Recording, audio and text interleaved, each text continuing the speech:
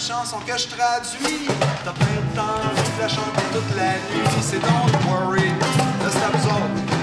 Be happy.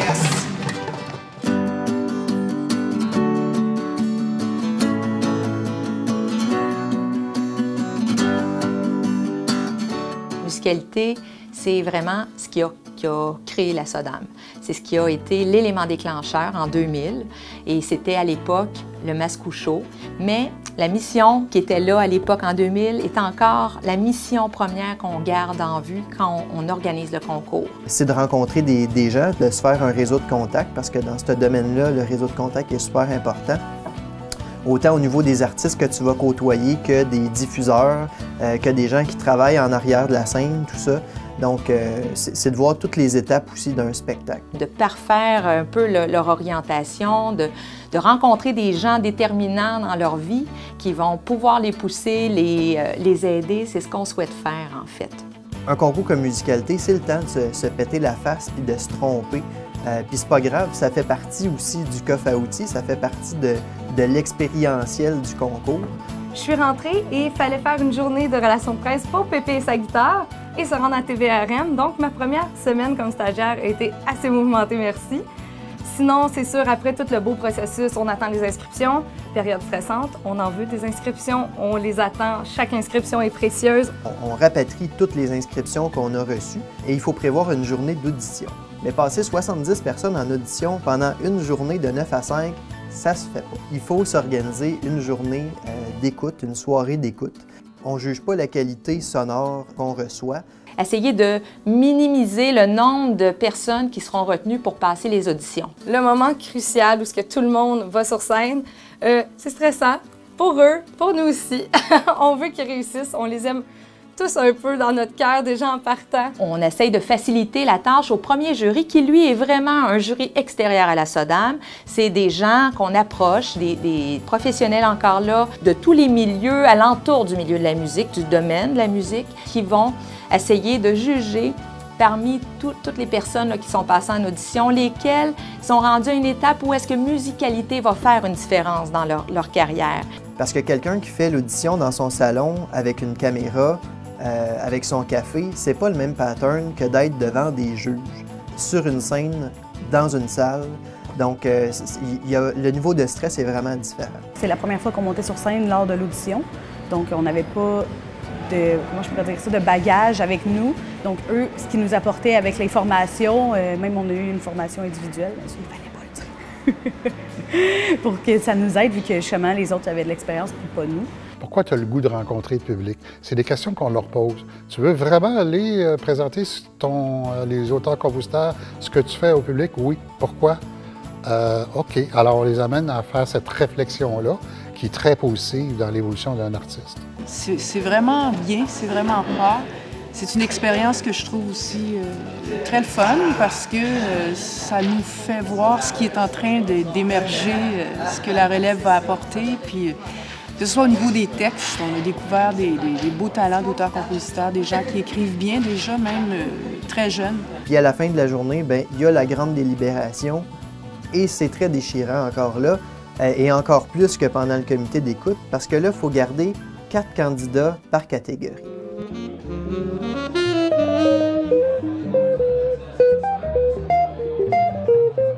Chaque année, à chaque cuvée, on organise une grosse conférence de presse pour annoncer les finalistes qui vont devenir la cuvée 2014, la cuvée 2015. Donc, on invite tous les médias, on invite nos partenaires financiers et évidemment tous les finalistes qui sont présentés. Donc, c'est un peu la première fois aussi que toute cette gang-là va se rencontrer.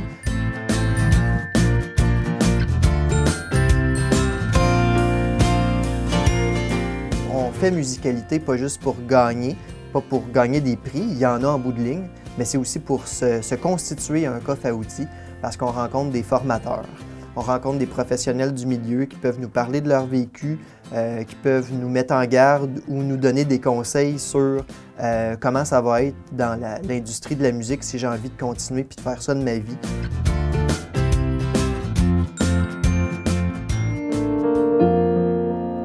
À chacun son port, son chemin. Nul n'est prophète en son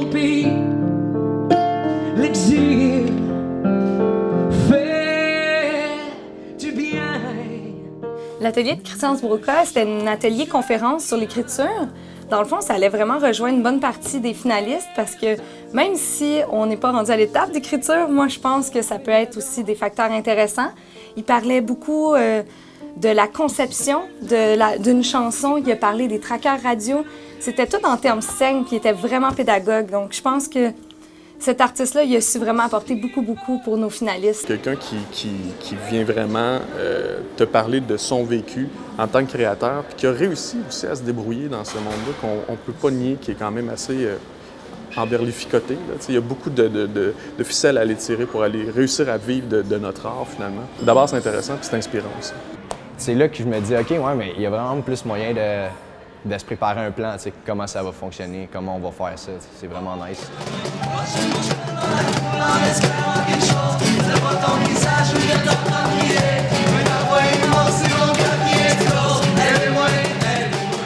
Pépé, c'est vraiment quelqu'un de vrai, c'est quelqu'un d'humain.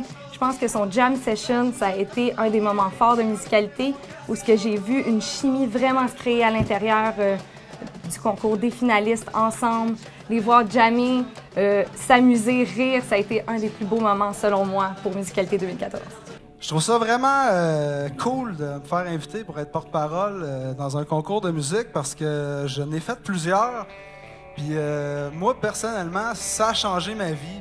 Pas nécessairement parce que je gagnais. Ce qui est cool des concours, c'est que tu joues dans une vraie salle de spectacle avec des vrais techniciens de son qui t'installent tes affaires sur ton stage dans des vraies conditions professionnelles, tu sais. Devant un vrai public, tu sais, pas juste tes chums au bord du coin ou devant la famille au party de Noël. C'est stressant, pour de vrai. Ça te fait sortir de ta zone de confort. Puis c'est un bon test pour savoir si finalement t'es faite pour faire ça dans la vie. Ça, c'est mon plus beau moment de l'année. Ça me passionne totalement et ça m'inspire. J'adore. Ça m'anime beaucoup faire cet atelier-là. Ils s'attendent à venir d'abord chanter leurs chansons. Ils ne s'attendent pas à avoir un travail très approfondi comme spectateur. Parce que moi, je leur demande de recevoir, de ressentir ce qui se passe en avant, de partager ça aussi, parce que c'est une question de partage. Donc, je pense qu'ils ne savent pas vraiment dans quoi ils s'embarquent. Peut-être qu'ils ne viendraient pas. Tu explores tes chansons d'une autre manière, puis elle te force à aller plus loin que ce que tu serais allé faire. Puis tu sais, c'est con, elle m'a juste dit qu'est-ce qu'elle allait me faire faire, puis j'avais des larmes aux yeux, genre, parce que... En tout cas... C'est sa force d'avoir une perspicacité dans les commentaires qu'elle te fait, puis en même temps de savoir gentiment te déstabiliser pour t'amener vers des zones d'expérience que tu n'as pas encore fait. C'est sûr qu'il faut que je fasse parler mes paroles, mais tu sais, quand tu fais toujours une tune pareille, c'est dur de faire des petits changements, mais elle m'a dit de pratiquer ça, puis ouais, je vais y arriver à le faire, c'est sûr. Il faut s'entendre que cette journée-là, on oublie la compétition musicalité. C'est un concours en soi, oui, mais c'est un gros laboratoire de la chanson, puis ils embarquent là-dedans, ils ont le goût d'avancer. Donc, c'est le respect puis l'accueil de chacun, puis en même temps, le risque, l'audace qu'ils ont d'expérimenter des choses nouvelles, puis d'être dans un déséquilibre, puis devant un public en plus. Vraiment, tu sais, elle a juste cherché à me faire bouger aussi plus, avoir la chimie tout de suite avec les gars, parce que ça aussi, encore là, tu vois, on a eu une prestation aujourd'hui, puis tu sais, je veux dire, on a eu une super bonne réaction de tout le monde qui nous écoutait, là, fait que c'était vraiment génial, là. On a eu des versions uniques qui se sont passées juste ici. Si on réussit à le faire ici, dans un atelier, sans magie, sans éclairage, imagine ce qu'ils vont faire à la finale ou dans un spectacle futur. Wow!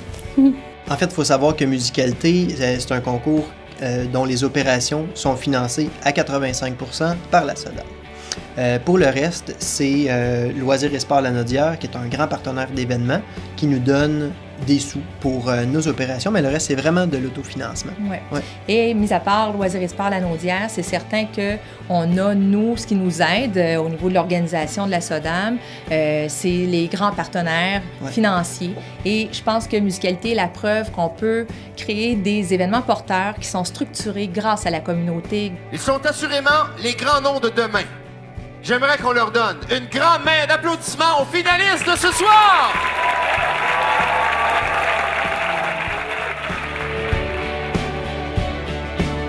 Suite au spectacle, la grande finale, il y a un jury qui va déterminer 4 lauréats dans nos 4 catégories. Donc, chacun de ces lauréats-là va se voir donner un lot de prix. Donc, un lot de prix qui comprend la bourse de 500 $, une session photo chez Fermat Photo, du temps d'enregistrement studio chez Studio Monocube. On a des entrevues radio, des coachings vocales. Ensuite de ça, il y a des juges indépendants qui sont dans la salle, qu'on a invités, qui, eux, décident vraiment de façon indépendante de donner un prix à qui ils veulent. Donc, c'est des partenaires, en fait. Les partenaires, eux, ils souhaitent choisir parmi l'ensemble des finalistes. Ça peut être ceux qui ont gagné les grands prix, mais ça peut être aussi les autres. Et souvent, tout le temps, on a une énorme variété, en fait, de personnes qui gagnent parce qu'ils sont tous bons.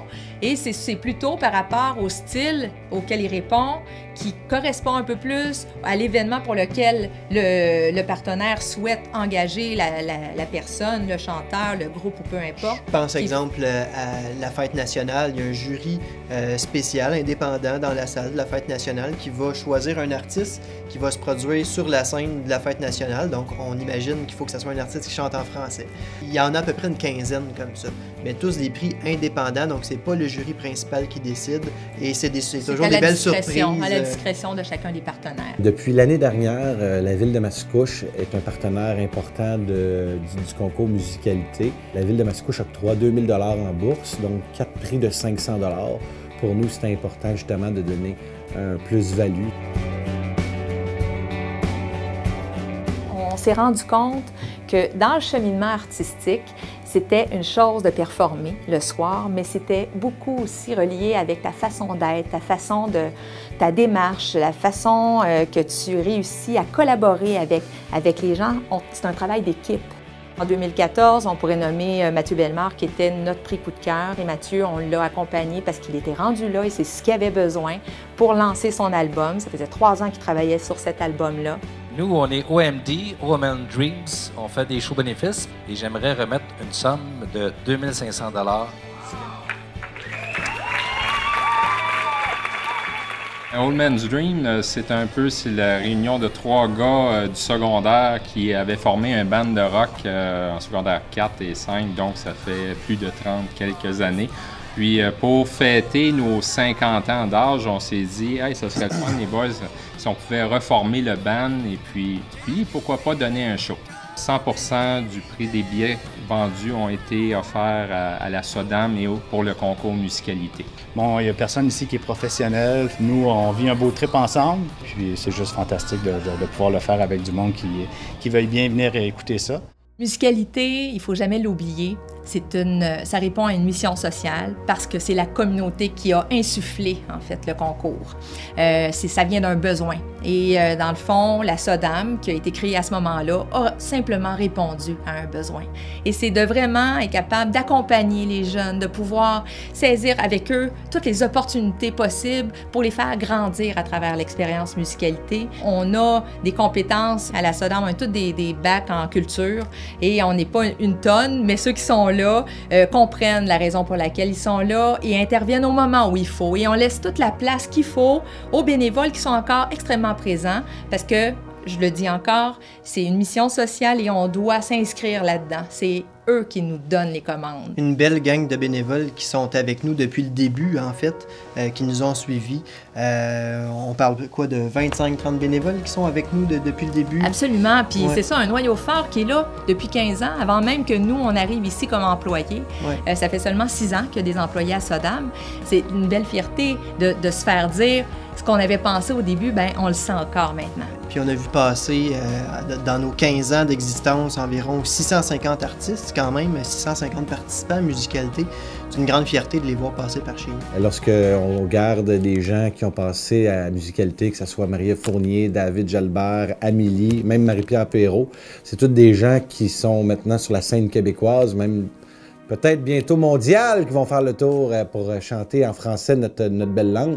Lorsqu'on a vu Marie-Ève Fournier à la voix, je pense que ça a démontré que chez nous, on a des gens de notre milieu qui sont capables de réussir dans le domaine de la chanson. Sur la scène aussi québécoise, c'est un concours qui commence à devenir de plus en plus populaire à travers le Québec. Je pense que c'est une belle réussite, puis c'est quelque chose qu'on doit garder pour les années futures.